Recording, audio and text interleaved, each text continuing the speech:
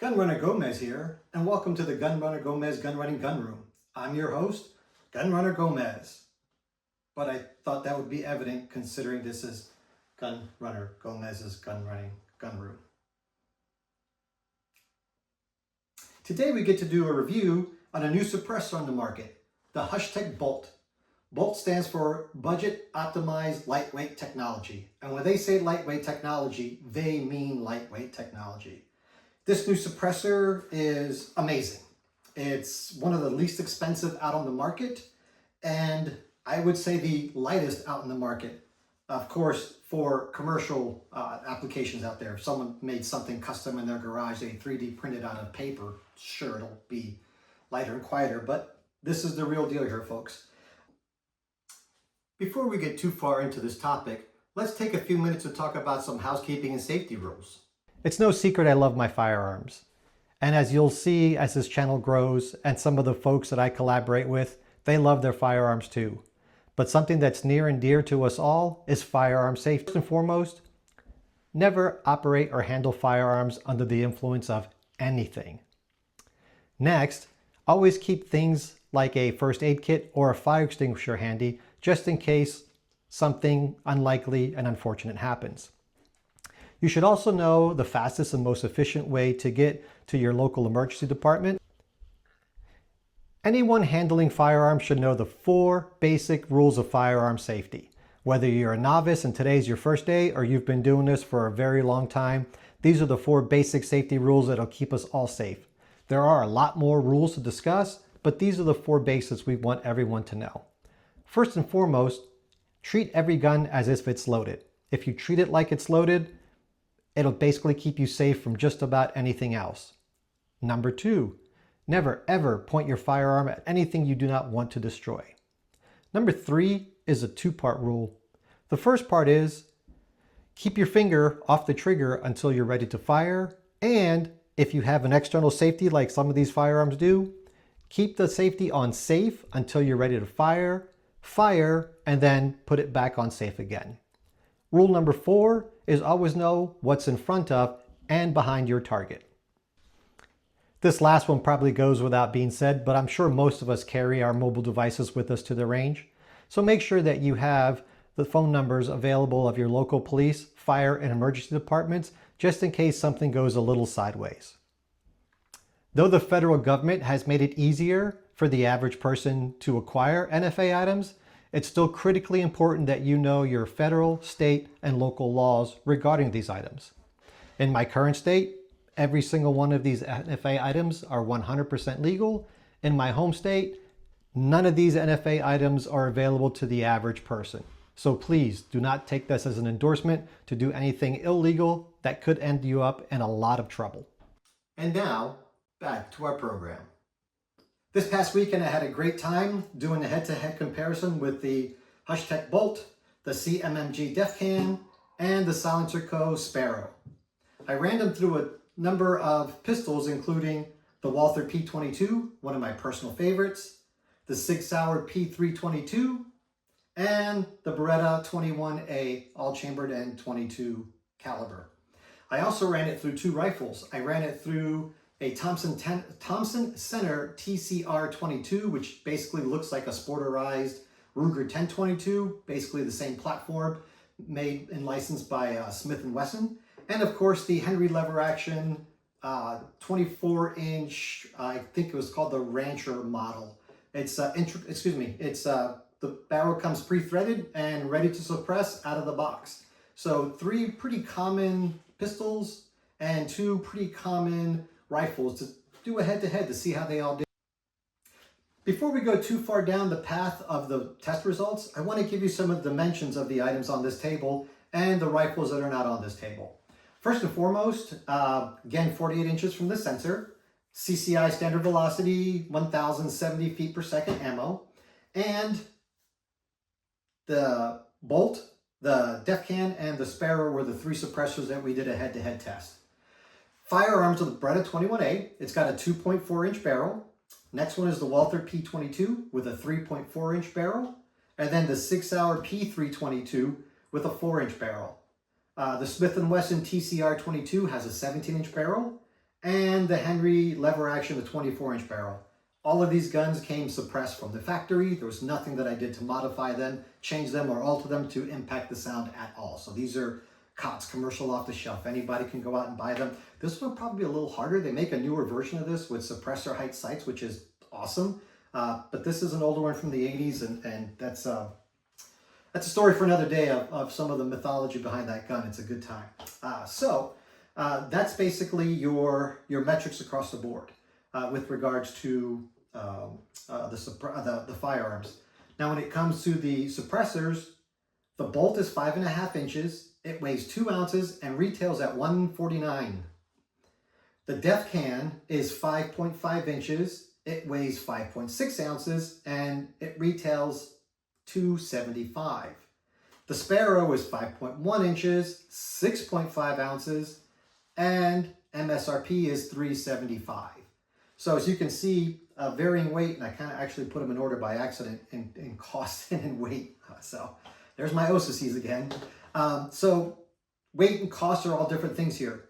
After a while, it's a huge difference between 2 ounces and 6.5 ounces at the end of your barrel. This, after a while, gets a little nose heavy when you're putting dozens and dozens around downrange to get some good data. Whereas this one, you don't even know it's there. Really, it's the 2 ounces are just really that negligible. So that's a big, huge hat off here and tipping my hat a little bit to one of the pros there. So just a really, really great performance by all three of these all the way around. And when it comes down to price and weight, you've got some things to consider when you look at the three. The B.O.L.T, like many other 22 suppressors, easily fits in your range bag or anywhere else where you have a small storage space that you're taking your pistol with you. If you have a small case, you can remove it from the barrel, and depending on the size of your case, it'll fit there as nicely as well. However, with the B.O.L.T weighing less than half the weight of most other comparable suppressors out there, it's going to be a lot lighter and a lot easier to carry, to the point where you almost don't even notice it's there. On comparison, you look at them, they all pretty much similar. The Sparrow is slightly wider than the CMMG and the B.O.L.T. The B.O.L.T and the Sparrow come in at just about an inch. And, the B.O.L.T and the DEFCAN come in at about an inch. And the silencer Co Sparrow, I want to say it's an inch and an eighth, inch and a 16th, but don't quote me on that. Definitely go out to their website and look for their material. They're all pretty easy to thread on. 1/2 by 28 adapters, so very common standard adapter for anything that's 22 caliber, 223, of course 22 pistols, 17 HMR and others. Note, these are not rated for 223, so don't go out there and say that Gunshot Gonzalez told me I can run my 223 through this stuff and it's warranted. That's a big negative, Ghost Rider. Don't do that. You only do it once, probably, and will regret every painful moment after. So don't do that. Full-time, limited lifetime warranty. If their materials or craftsmanship are a problem and causes any kind of malfunction in the suppressor, they'll take it back and they'll repair it for you, free of cost. If they can't repair it, they'll replace it if it's something on their part with materials and craftsmanship. When it comes to ease of cleaning, this thing is as simple as it gets. No rubber gaskets, no other oddball parts, lots of big heavy knurling on the baffles so you can really get your fingers in there and take it apart pretty easily. Once you got it all apart, you can put it in your favorite ultrasonic cleaner, or you can put it in your favorite cleaning solution and have at it. Some of these other suppressors, like, oh no, I forgot I had anti-seize on there.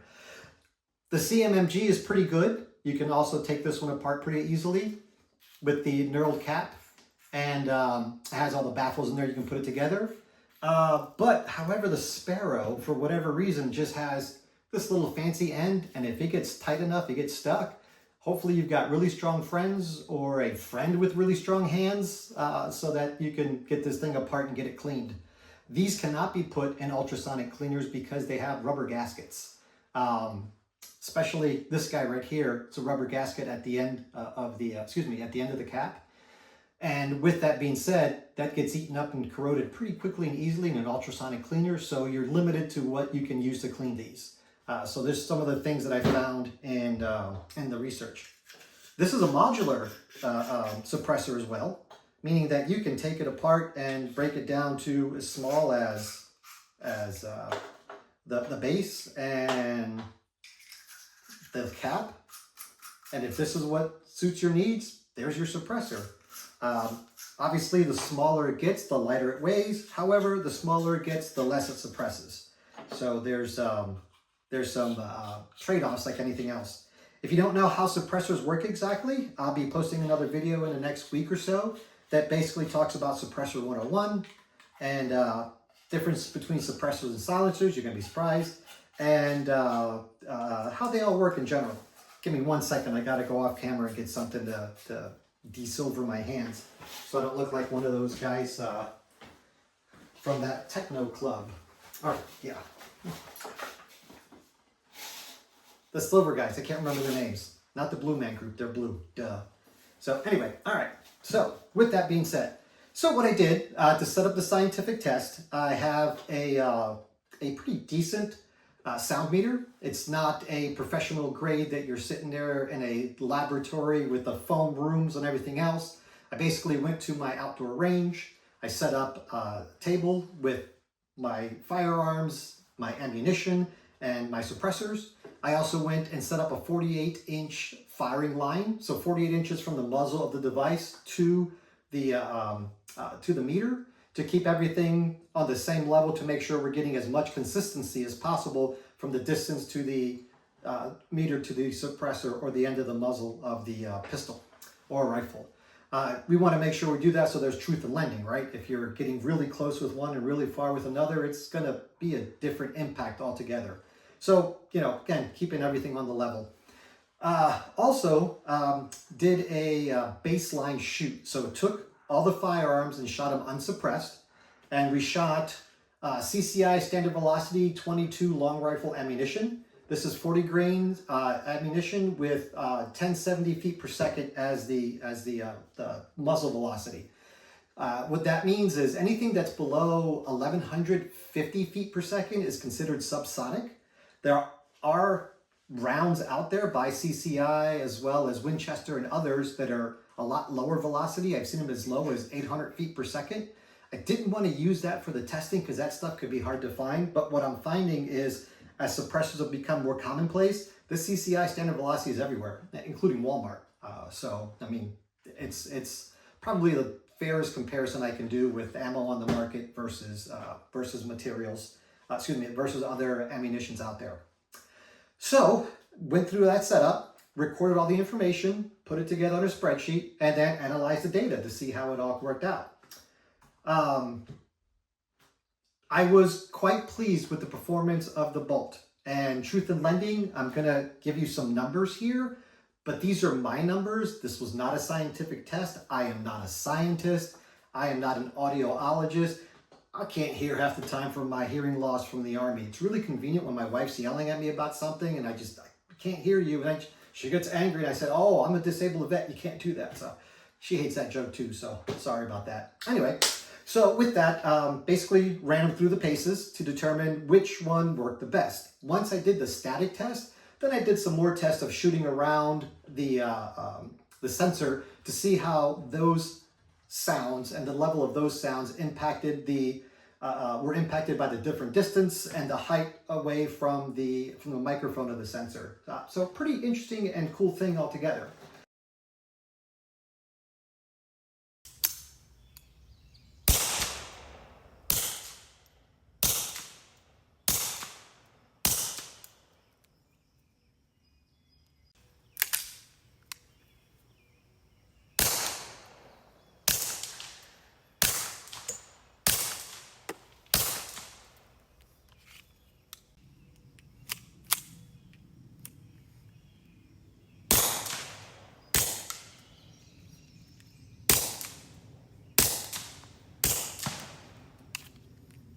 Hypersonic 22, the B.O.L.T. Thompson Center TCR22 in 3, 2, 1.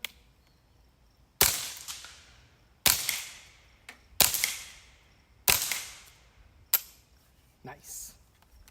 Let's go down the tests. When I did the test, I'm going to release some numbers here, and these numbers are my numbers based on my test, not in a lab, not in a controlled environment, out in my back acres shooting into the woods. So every once in a while I'll hit a tree or a nice clump of dirt, things of that nature, but nothing dangerous, no animals, no persons. There's nothing behind me except for a whole bunch of wilderness. So not a super controlled environment, but controlled enough where there's not a lot of background noise to throw off the metrics here. So when it came down to the unsuppressed, the Walther P22 came in at 90.42 decibels, just right out of the box. When you look at 90 decibels, that's about the sound of a hairdryer right by your ear. And this is what I'm reading because I don't know anything about hairdryers, so I don't know what those are anymore. Anyway, so kind of loud, but not gonna really hurt you too terribly bad unless you sit under it really long. So once I suppressed it, it actually came in at 66.86 decibels. So a big reduction in sound with the Bolt. The DEFCAN on this firearm came in at 71.24 decibels, and the Sparrow came in at 72.88 decibels. So really good performance by all, especially the Bolt. I was surprised that one performed the best on this pistol, considering it has such a short barrel. I really thought it would be the other way around, but hands down the winner in that competition. It was awesome.